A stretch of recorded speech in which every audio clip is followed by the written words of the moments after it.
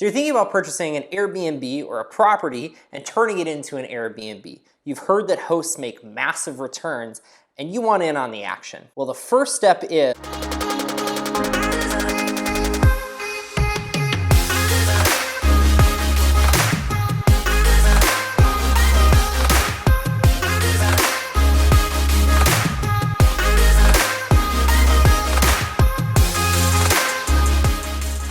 now, the first step in identifying your perfect Airbnb is finding which market you're going to actually invest in. Are you looking to invest in a cabin, a short-term rental that's close to a city, or maybe something that's out in the wilderness or close to a beach?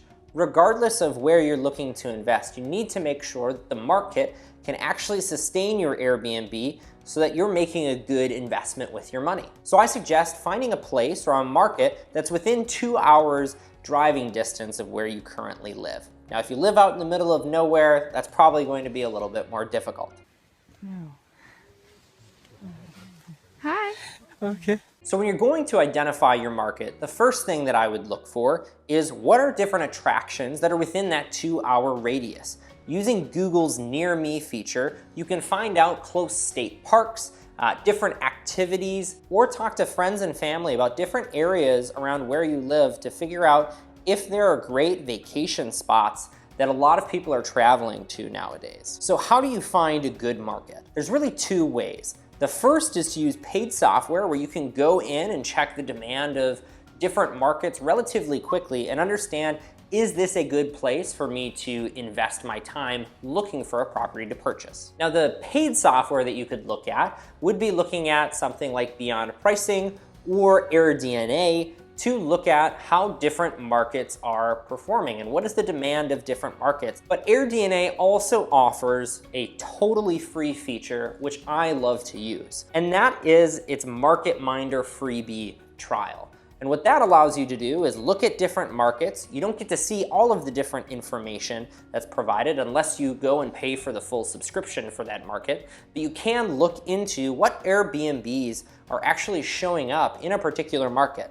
Now, by clicking onto each one of these Airbnbs and looking at the calendar that Airbnb has, you can decide relatively quickly if most of these Airbnbs are full and there's a lot of demand in the market, or you can also find out relatively quickly if there's no demand in that market as well. I know that this sounds a little bit tedious, but this is exactly how I found my first Airbnb, which is now producing anywhere from $1,400 to $2,000 every single month. Now, this next step I would also do in parallel with looking at different demand factors of your market.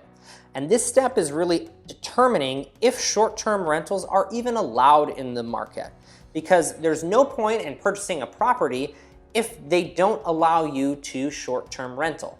Now, there are certain caveats. Some particular cities might only allow a certain number of rentals, or they might have certain restrictions on the amount of days that you can rent, but it's important for you to figure that out. And this is actually what I would say is the most tedious part about figuring out, can your Airbnb actually be successful in a market that you find. One of the easiest ways that I found is actually to get on the phone and talk with someone at the county or at the city that you're looking into and just understand what are the rules around short-term rentals. And I know a lot of people aren't talking about this because it is tedious. It's not fun, but it is necessary. It's a necessary evil within this business. What you don't want is to spend $30,000, $60,000, or $100,000 on a down payment, renovations, and purchasing furniture for your brand new Airbnb, all of a sudden for it to be shut down and you're stuck with the $15,000, $2,000, or $4,000 a month rent or mortgage payment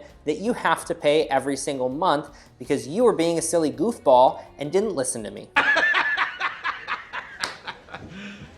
you serious? And boom, just like that, something comes on the market and you're ready to purchase. You've done the due diligence of making sure you have a market where there's enough demand to support your Airbnb.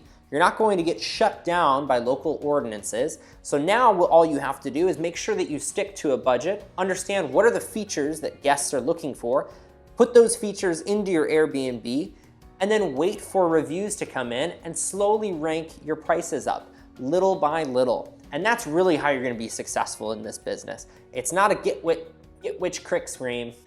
What? This isn't a get rich quick scheme, so you need to make sure that you're in this for the long run.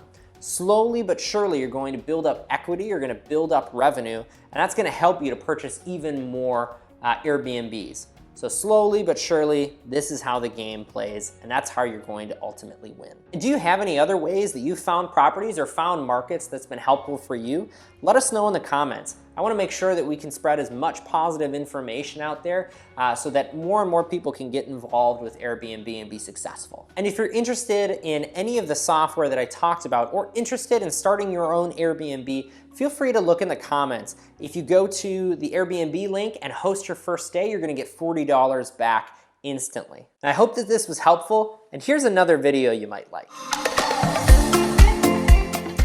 But if, why do I keep saying it so high? But, it sounds weird.